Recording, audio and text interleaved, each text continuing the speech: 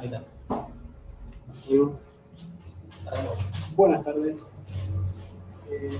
Vamos a hablar ahora de los estudios electroquímicos. El objetivo de esta clase es que los residentes del hospital tengan alguna vez una aproximación a lo que es los trazados intracavitarios y más o menos cuáles son las cosas de las que hablamos los electrofisiólogos cuando mostramos un trazado con tantas líneas que habitualmente uno no está interesado a ver y no entiende nada. Entonces la idea es que ahora hablemos de algunas cositas básicas.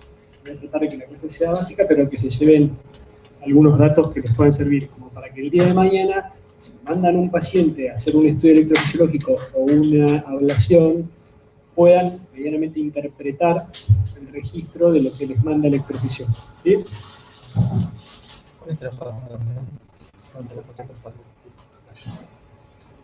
Bueno, entonces para arrancar, el estudio electrofisiológico es un método de diagnóstico invasivo y permite un diagnóstico exacto y muy frecuentemente nos permite hacer un tratamiento.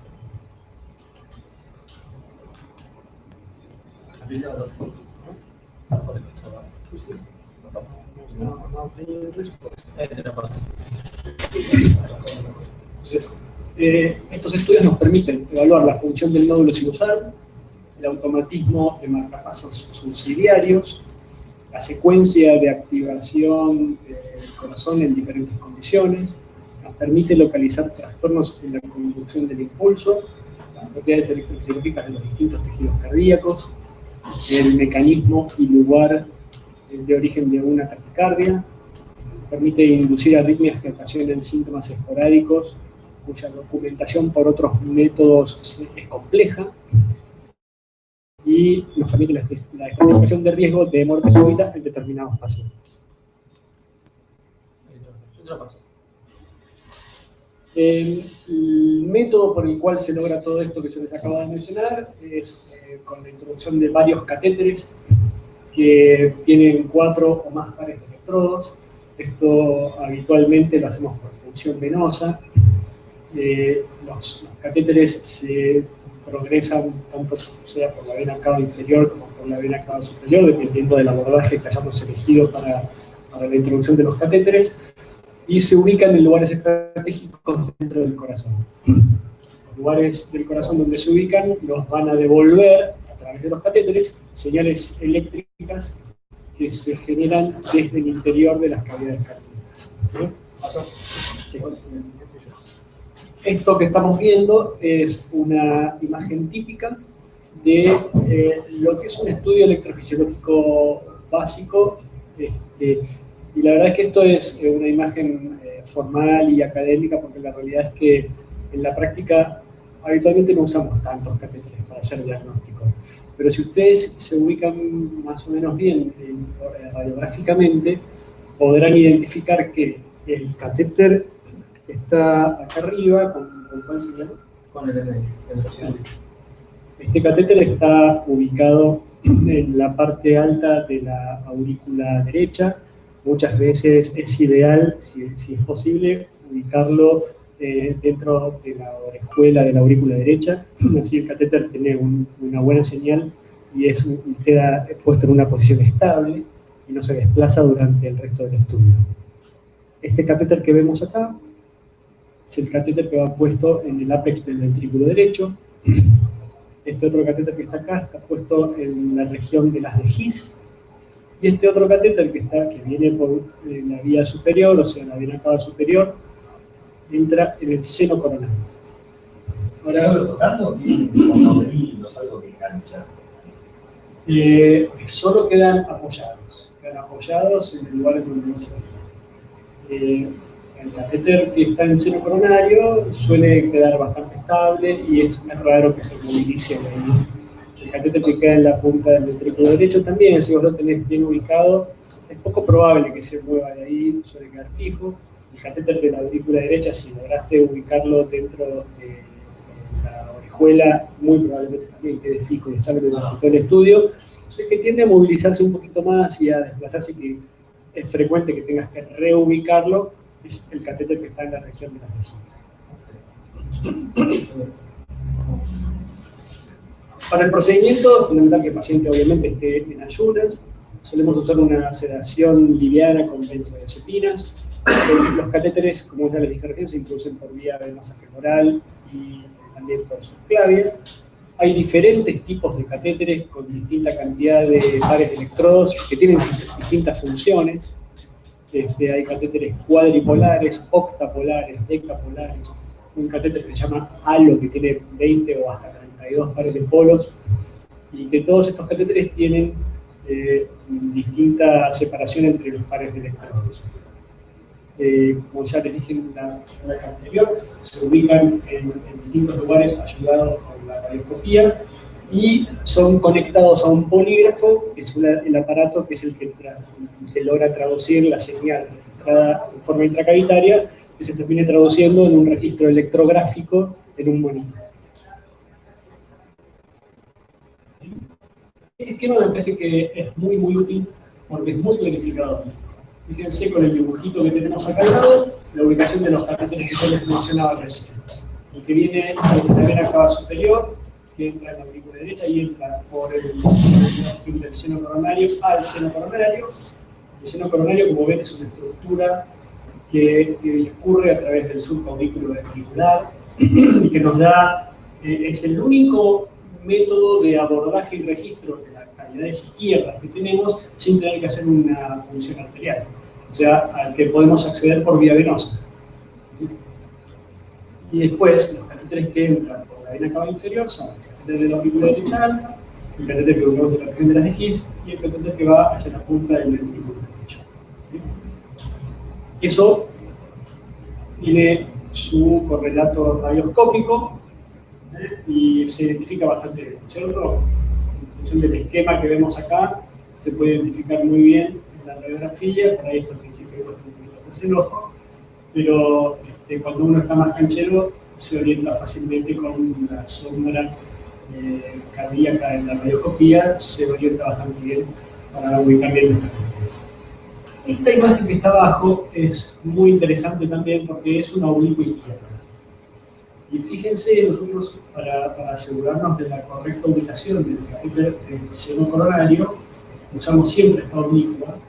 Cuando miramos el corazón desde la punta, desde el ápex, en una radioscopía, vemos que esto sería la tricúspide y esto sería la mitral. Queda como un par de anteojos, ¿sí?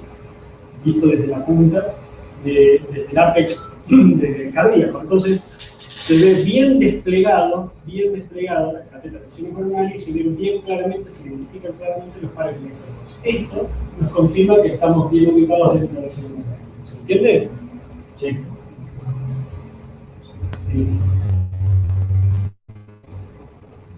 Bueno, esto que se ve acá a la derecha es un esquema de la aurícula derecha.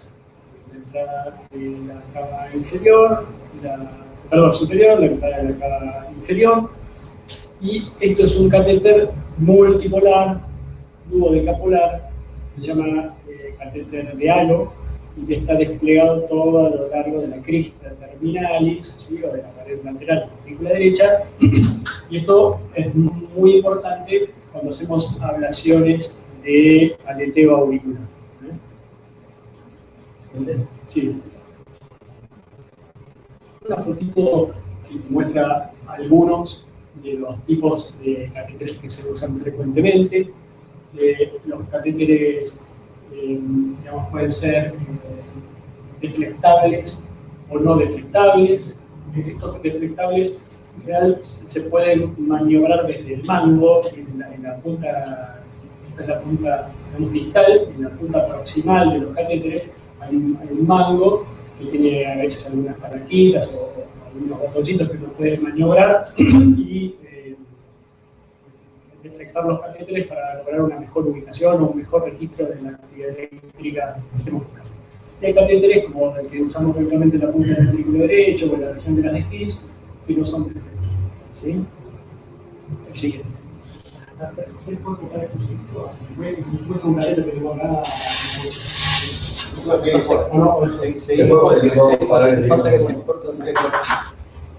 Bueno, voy a ir un poco más rápido. Los estudios electrofisiológicos para evaluar la función del nódulo sinusal indicado en la conducción auriculoventricular requieren como mínimo 3 catéteres. Un catéter que va en la escuela de la aurícula derecha, un catéter que va en la región de la His y un catéter para el ventrículo derecho.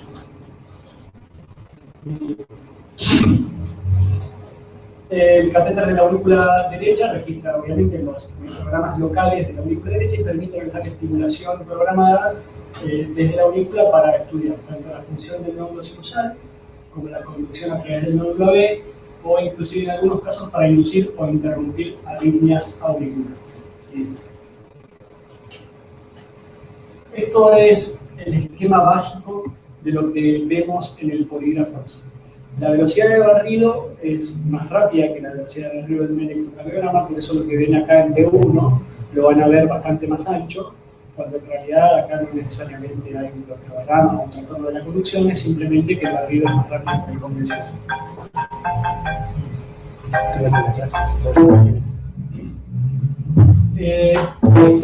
Este catéter que está acá, right ventricle, es el catéter que está puesto en el ventrículo derecho, y como ven, la imagen que da se correlaciona con el QRS del electrocardiograma de superficie.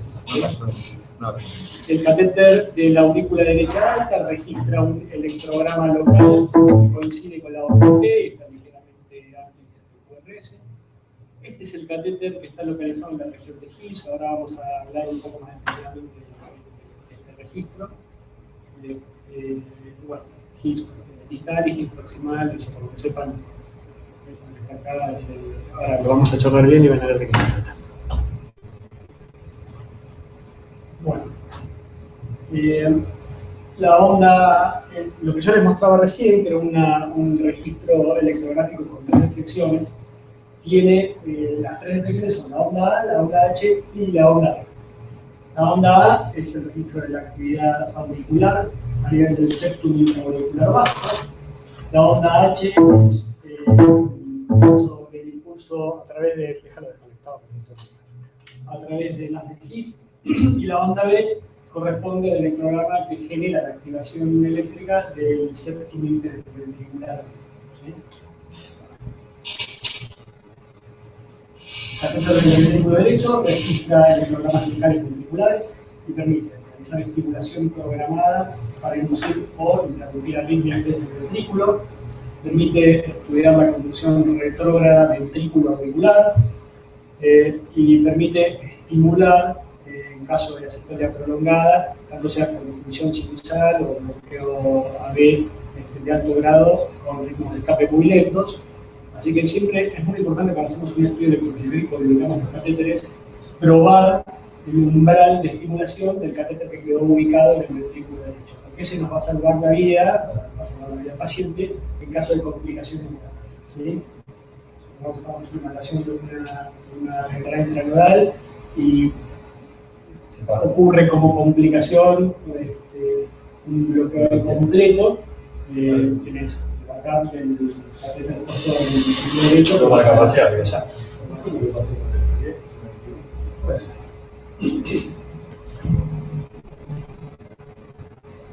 Bueno, cuando se realizan estudios de mapeo, tanto sea para ablación de arritmias supraventriculares como ventriculares, debe explorarse la propagación del impulso a través del anillo auriculoventricular.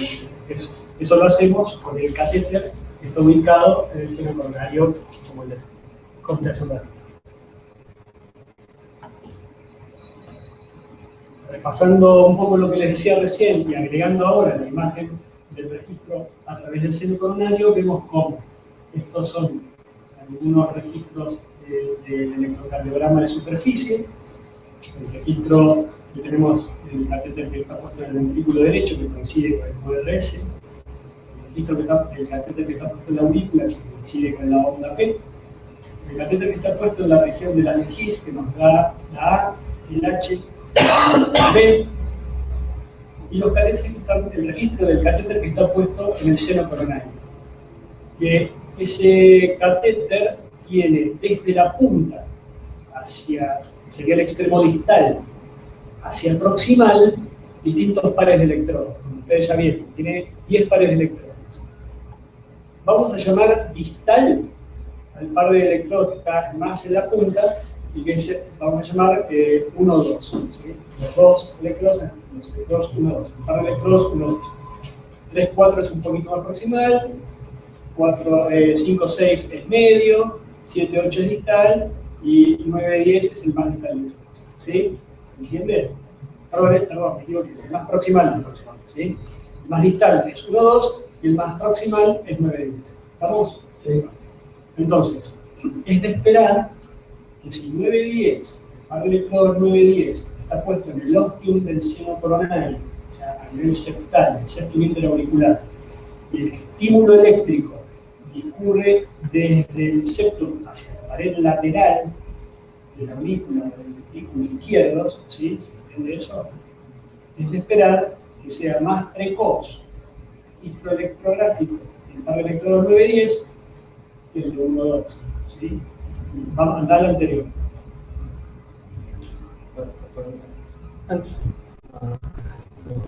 Fíjense, esto es 1, 2 y esto es 9, 10.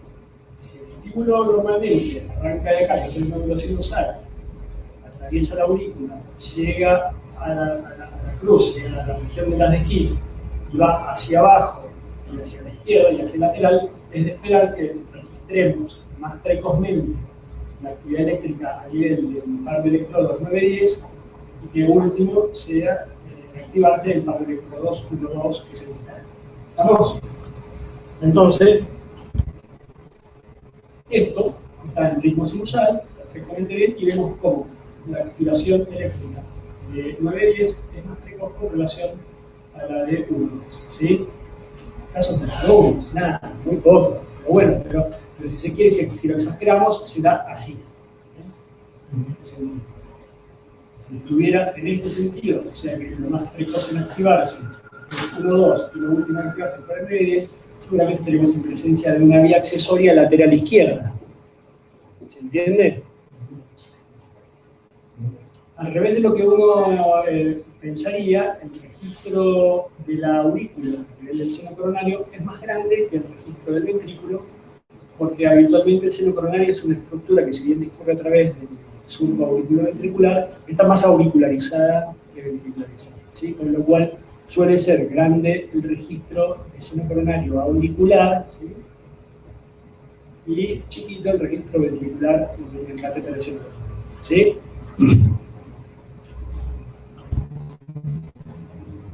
Bueno, lo mismo. Estos son los parámetros que se miden en un estudio electrofisiológico convencional. El PA, prácticamente no lo mide nadie, yo no vi nunca nadie que lo midiera, pero es un parámetro que alguien que conozcan, por lo menos en esta charla, y que es mide desde el comienzo de la onda P del electrocardiograma de superficie hasta la primera deflexión auricular, ¿sí? O la primera deflexión de la A del GIS, ¿sí? Sería desde que empieza la despolarización de la aurícula hasta que termina la despolarización auricular. La actividad refleja, mira, acá lo dice, es el tiempo de conducción desde el nódulo sinusal hasta el nódulo auricular. Vamos, el PA normal es entre 25 y 45 minutos. ¿Sí? Y esto está acá, es el tiempo. Desde el comienzo de la aurícula hasta el comienzo de la A del electrograma de Higgs. ¿Vamos? Es el plan. ¿De la derecha o de todas? De la derecha. Estamos hablando de la derecha. Y está midiendo solo en la derecha. Bueno, el primer parámetro importante, o es uno de los más importantes que conozcan como cardiólogos, es el AH. El AH es el tiempo que hay entre la primera deflexión de A, el electrograma de His, que es esto, hasta el comienzo del AH, hasta el comienzo de la activación del His propiamente dicho. Esto es el AH, de comienzo a comienzo. ¿sí? El valor que tiene el H es que es la representación del tiempo que demora la conducción transnodal. ¿Vamos? Sí. ¿Y acá sale? Sí. Tengo que ver. No, sí, la... A ver.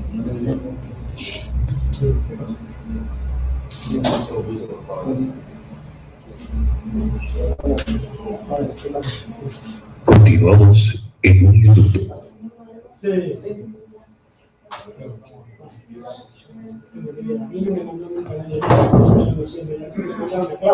No, no, fue que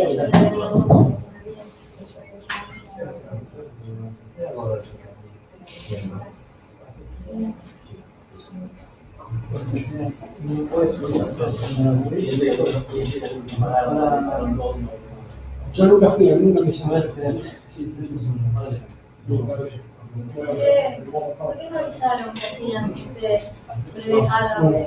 Sigo. ¿Sigo? Sí, acá. Hola, bueno, ¿seguimos? Bueno, estamos, mide el tiempo de conducción a través del nódulo AB. Estamos en conducción transnodal, el AH. El valor normal del AH es muy amplio, muy variable, va entre 60 y 140 milisegundos. ¿Estamos? El HB es el tiempo que hay entre la conducción del potencial de His y el inicio de la conducción ventricular. Y el HB refleja el tiempo de conducción intraventricular, desde la región proximal del His hasta el comienzo de la activación ventricular. Un HB normal está entre 35 y 55 milisegundos. Obviamente que está en 58 a 60 milisegundos en un paciente sano, asintomático, ¿no? Conozcan como valor normal de HB entre 35 y 55 milisegundos. Estas tiradas son muy interesantes. Sí, igual los sacos. Bueno, los periodos refractarios, la verdad que no son muy importantes para esta charla.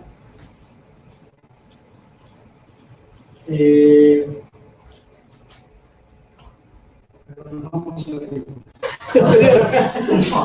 El periodo refractario de una estructura o de una cavidad cardíaca indica la mayor frecuencia cardíaca a la cual esa estructura que se analice es capaz de conducir. ¿Sí? ¿Se entiende ese concepto? Porque sea un poquito más rápido que eso, ya no es capaz de conducir. Ahí ya alcanza su periodo refractario. ¿Sí? La medición de los periodos refractarios auricular, ventricular, nodal y de las vías accesorias se puede realizar por estimulación cardíaca programada. ¿Sí? Son los tiempos normales, los periodos refractarios normales se pueden hacer. Entonces, vamos a mirar y analizar este trazado. Acá se está estimulando a la altura de la aurícula derecha alta. A ver, ahí, ¿sí? Con un estímulo que llamamos S1. Un tren de estímulos S1 de 500 milisegundos. O sea que entre cada uno de estos estímulos, que viene ya de antes, un tren que empezó a cerrar, que estamos enganchando la parte final de este tren de estímulos, entre cada uno hay 500 milisegundos. ¿Sí? Y a este tren de estímulos, S1, 500, le vamos a agregar un extra estímulo, que en vez de que sea a 500 va a estar a 400 milisegundos. O sea que este tiempo va a ser más corto que este. ¿Sí? De acá a acá hay 500 milisegundos, de acá a acá hay 400 milisegundos. Exactamente. Estás metiendo una estación. Cuando hacemos esto, ¿qué es lo que solemos ver? Vemos un PR o un AB, pongamos que normal. Esto se traduce dentro del electrograma de His, un registro auricular, un registro de His, un registro auricular, y con el catéter de seno coronario lo que vemos es lo que hablábamos hace un momento. Se activa primero el seno coronario proximal, o sea, el par de electrodos 9-10, y último se activa el par de electrodos 1-2, que es el par de electrodos distal. ¿Sí? a 500 milisegundos, con el estímulo siguiente pasa lo mismo que pasaba con el anterior. Ahora, cuando metemos un extra estímulo con un tiempo un poco más corto, vemos que normalmente se prolonga un poquito el AH. El AH se prolonga un poquito. Entonces, un comportamiento fisiológico normal. ¿Estamos? Y el extraestímulo es perfectamente conducido a través del módulo B y tiene su correlato electrocardiográfico con el QRS. ¿Vamos?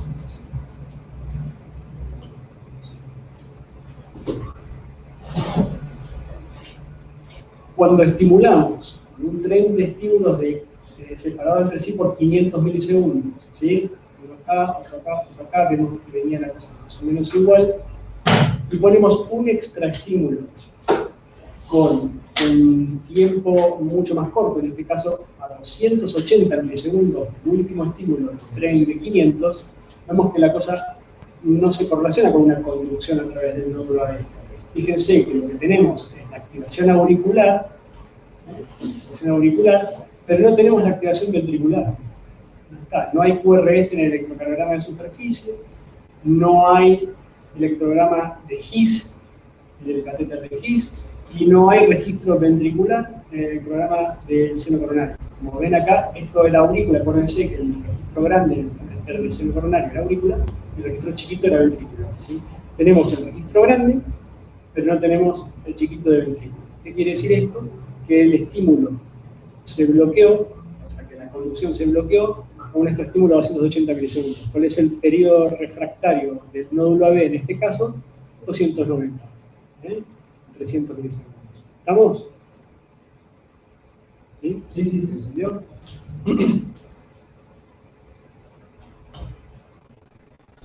Bueno. Tiempo de recuperación del nódulo sinusal.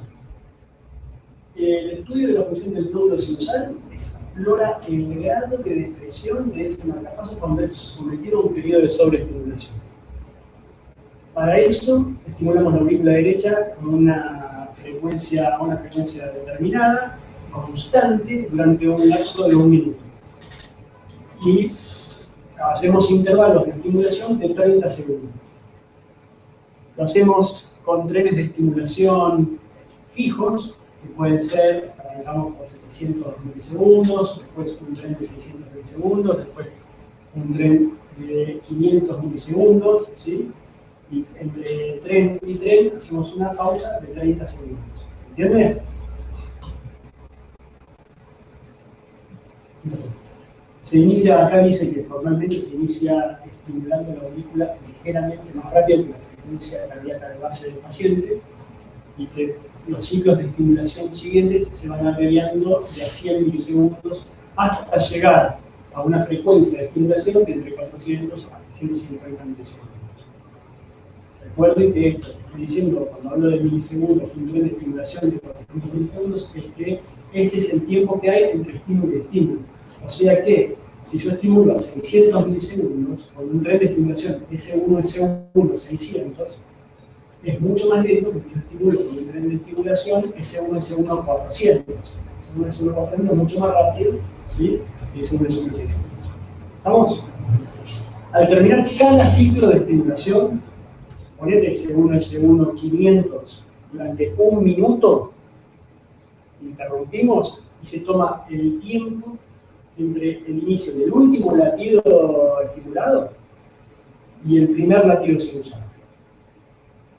Ese tiempo que hay entre el último estímulo del tren y el comienzo del latido sinusal, ese es el tiempo de recuperación del nódulo sinusal. ¿Vamos?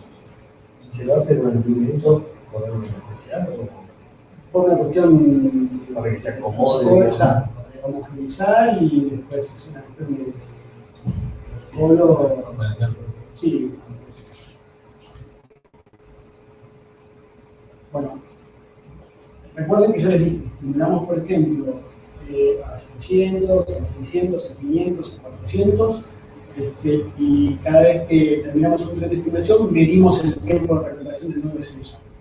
El que se toma como tiempo de recuperación del nódulo sinusal es el más prolongado de todos esos tiempos que hayamos tenido.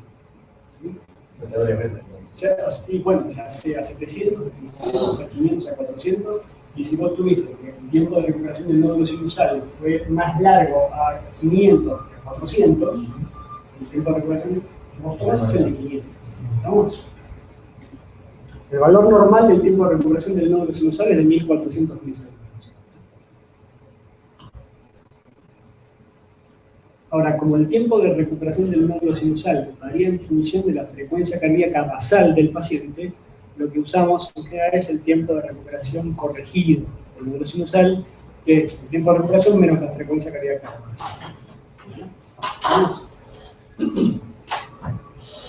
El valor normal del tiempo de recuperación corregido del nódulo sinusal es de 525 milisegundos o menos. Y acá hay una imagen de cómo es que estamos evaluando la función del nódulo sinusal. Estamos haciendo un tren de estímulos, ¿sí? S1, S1, 700. Estamos 700. Vemos acá el correlato del electrocardiograma de superficie, está la onda P y el QRS, ¿sí? Miramos, cortamos en este último estímulo, se conduce a el QRS, hay todo un tiempo y larga el nódulo sinusal en latido espontáneo.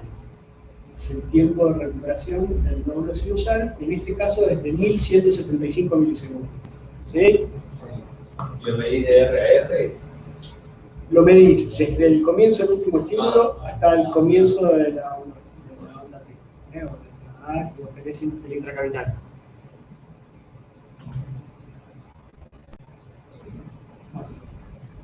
Las propiedades electrofisiológicas de los distintos sectores del sistema de conducción pueden investigarse mediante la medición de los tiempos de conducción y la respuesta a la sobreestimulación.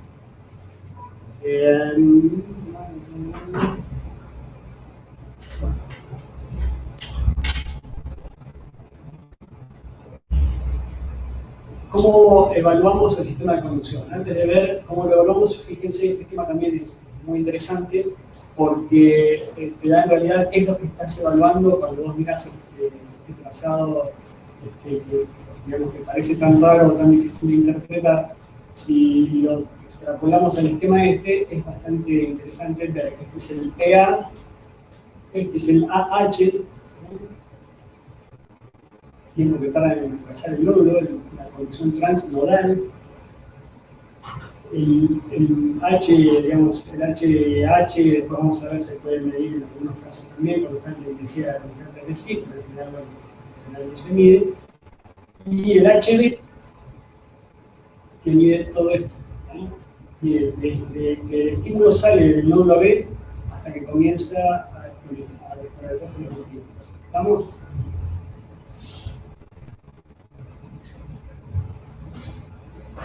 Bueno, en los bloqueos auriculoventriculares del segundo y del tercer grado, el nódulo AB genera ondas P, son las ondas A del electrograma de Higgs, que no van seguidas de un electrograma de Higgs correspondiente.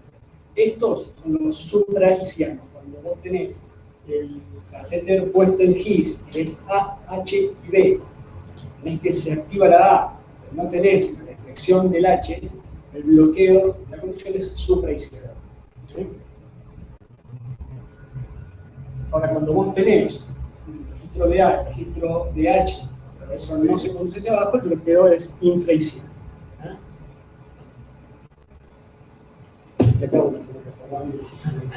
No está tan fácil, pero acá se ve una onda P y un QRS. Una onda P, un tipo bastante prolongado y un QRS.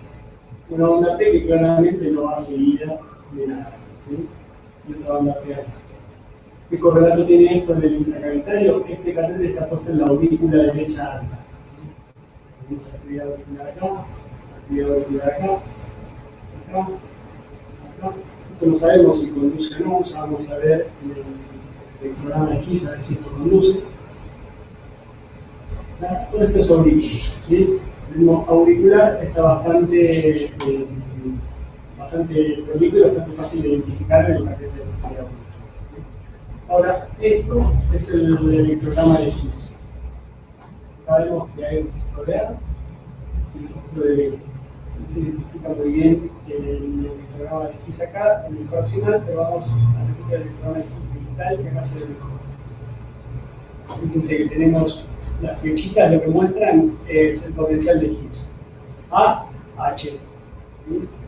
Y B. El HB está muy largo. A, H y no hay registro de B. ¿Sí? A, H y no hay registro ventricular. ¿Sí? ¿Entiendes? O si lo hay, recién este que está acá. ¿Sí? ¿Se entiende? Ah, no es muy bueno, me parece que voy a tener que cambiar por una vez. El asunto es que vamos a este lado del esquema. Acá está el registro de la A, el registro del Higgs, que es lo que señala la flechita, esto está acá, y no hay activación ventricular. Acá de vuelta. AH y no hay enseguida un registro de Higgs. Esto es un bloqueo B completo. Tenemos que las aurículas y los ventrículos van cada uno por su lado. Fíjense que el ritmo ventricular es regular, a una frecuencia cardíaca baja, y el ritmo auricular también es regular, a una frecuencia cardíaca completamente disociada con relación a los ventrículos. Pero que cada aurícula va seguida de una deflexión de Higgs. ¿Sí? Cada aurícula va seguida de una deflexión de Higgs. Y que después de esa deflexión de Higgs no hay un registro de ventrículo. Acá en este caso el bloqueo es inferencial. ¿Estamos? ¿Entendieron? Bueno, esto es lo que yo les decía hace un ratito. También hay bloqueos intraicianos, son más infrecuentes de ver, pero existen. Y cuando el bloqueo es a nivel intraiciano, el registro que vemos es de un Higgs desdoblado, que se llama split Higgs, y que el tiempo entre esos dos potenciales es mayor a 30 segundos. ¿Sí? Y que es este caso. Esto es A, esto es H, un Higgs desdoblado, y esto es B. ¿Sí? Esto es un HH de 30 segundos. ¿Sí? De 30 milisegundos. Perdón. Fíjense como en el latido anterior tenemos la deflexión auricular, el Higgs desdoblado con el retardo en la conducción intraiciana y la deflexión ventricular. En el latido siguiente tenemos la A seguida de un Higgs que no está desdoblado, pero que no vemos nada después. En el latido siguiente tenemos la deflexión de A, el retardo en la conducción intraiciana y la deflexión de B. Evidentemente lo que tenemos acá es un bloqueo intraiciano. Raro, pero bueno, lo que existe.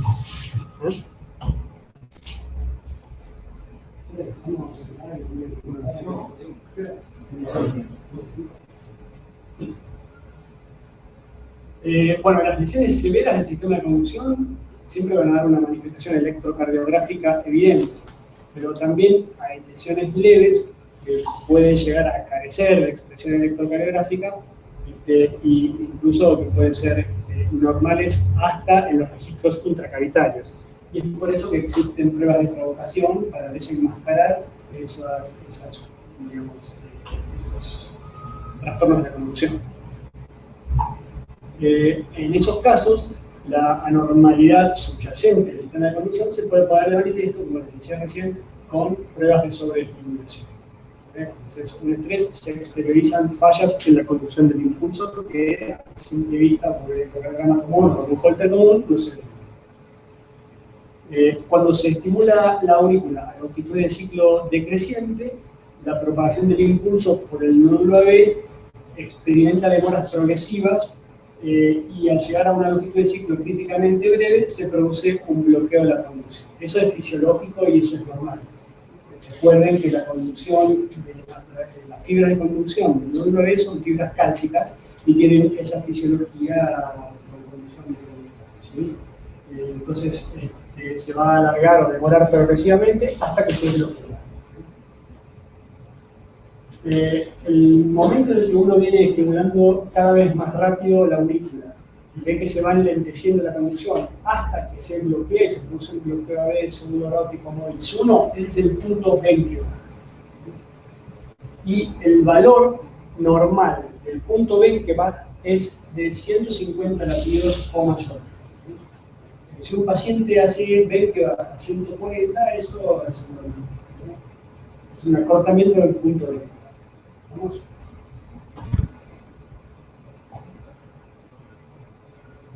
Bueno, el registro, les digo que en realidad más que interpreten lo que está pasando, digamos, clínicamente en esta clase me interesa que entiendan lo que ven en la imagen, a qué se corresponde cada cosa.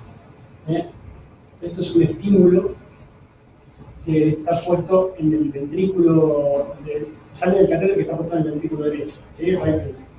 Como ven, les da un registro ancho, porque corresponde a la estimulación directa ventricular, y se retroconduce hacia la aurícula, como ven acá, ¿sí? Porque por cada estímulo S1 que hay, aparece después un registro eléctrico a nivel auricular. ¿Sí? ¿Sí se ve? Sí. Bueno. Ya en GIS es un poco más difícil ver el GIS retrógrado y demás, es un poco más complicado porque la deflexión ventricular te lo tapa. Y ven acá que se activa primero, aún cuando estimulamos desde el ventrículo, el impulso sube por el septum interventricular y atraviesa el GIS de forma retrógrada.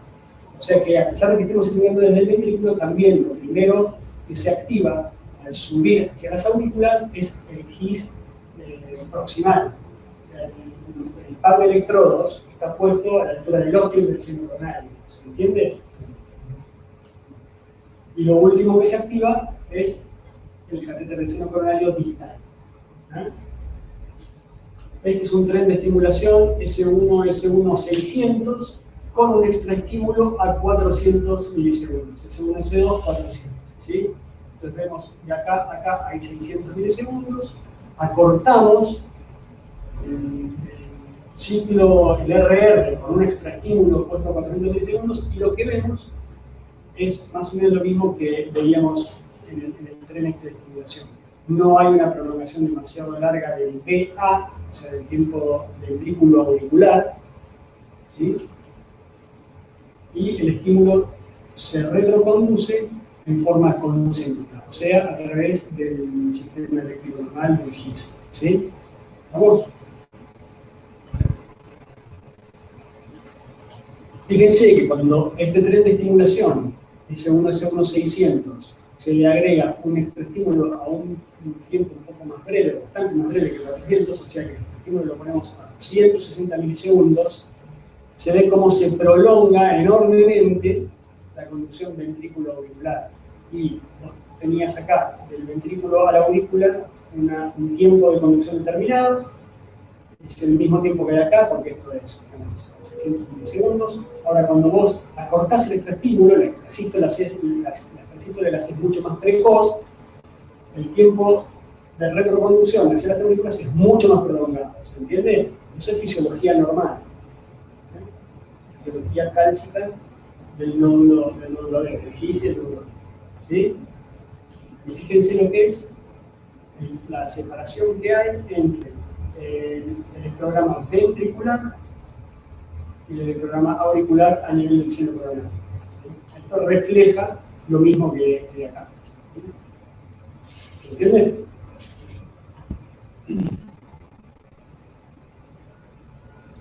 Bueno, salto de día, esto ya es demasiado. Eso lo podemos ver en otro momento. Bueno, me parece que por hoy estamos bien con eso. Lo que me importaba mucho, y les voy a mostrar las imágenes, lo que importa que se quede grabado, es la ubicación de los catéteres,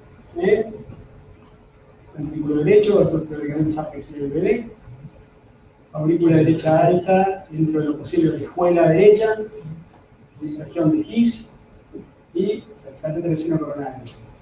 Antiguamente nosotros lo poníamos por arriba también, con una posición subclavia o una yugular posterior. Actualmente lo estamos poniendo también por abajo, por femoral, y es bastante bueno y te ahorras la producción alta y el riesgo de neumonitis. ¿Todo como un instructor o son Sí, todo va con un introductor. un solo instructor y otro acá de por ahí? No.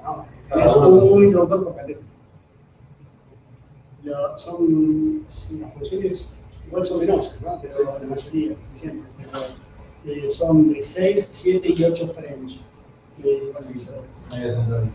Sí, más o menos, mira, 8 French, el instructor valvulado para los entonces es de 9, ¿no? De 9 9 de 10. a 10 French. Y la vez central tiene 7 French. Pusieron 9 de 10. Exacto. Este es 9 de 10, esto es 9 de 10, esto es 1, 2. El 4, 5, 6, 7, 7, 8. 9 de 10 es para acá, que quedó afuera. Pero no se ve bien, o capaz que es un octapolar, no creo porque son poco frecuentes los octapolares, pero bueno, parece por lo que se ve acá, parece que es un octapolar. Pero tal cual, oye, esto es 1, 2 o distal y este es 7, 8 o personal. Eso, este esquema que me parece muy gráfico y cómo se correlaciona en la radioscopía. Cómo se ve bien desplegado el catéter que está puesto en el seno coronario a través del anillo mitral, cuando lo ves desde el látex, cuando lo ves en una aurícula izquierda. ¿Sí? ¿Vamos?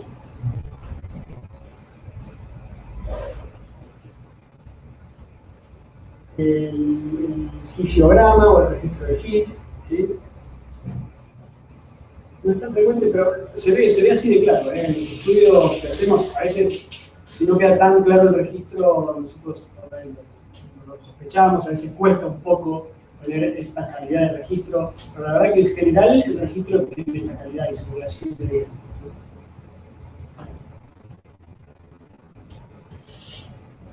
Bueno, un poco lo que veíamos recién, el registro de lo que ya les había dicho antes, y el registro del catéter que está puesto en el seno coronario y que te muestra la activación desde proximal hacia distal, o desde el ostium del seno coronario hasta la pared lateral del ventrículo izquierdo. ¿Sí?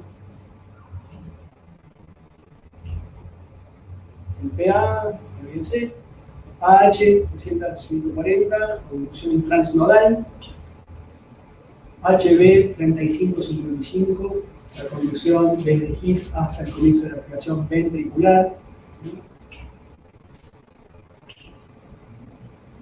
Y esto que son las imágenes que me interesa que se conozcan, o con los que estén medianamente familiarizados como cardiólogos, porque esto no te lo muestra nadie, y en las rotaciones que hacemos cuando miramos esto en general no entendemos nada, entonces que sepan a qué corresponde cada cosa.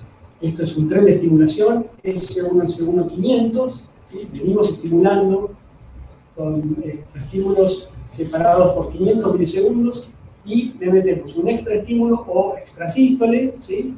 A 400 milisegundos y vemos lo que pasa. En este caso en particular casi no se modifica la H, se alarga muy poquitito la H y listo, eso es todo lo que pasa. ¿Sí? Y en este otro caso, cuando el extraestímulo es mucho más rápido, mucho más precoz, 180 milisegundos, la conducción auriculoventricular se bloquea por arriba de las de GIS, porque ni siquiera tenemos registro ¿Vamos? Recuperación de una dosis usal, normal 1400, hacemos el corregido, que es 1400 menos la frecuencia cardíaca de base, que es 45.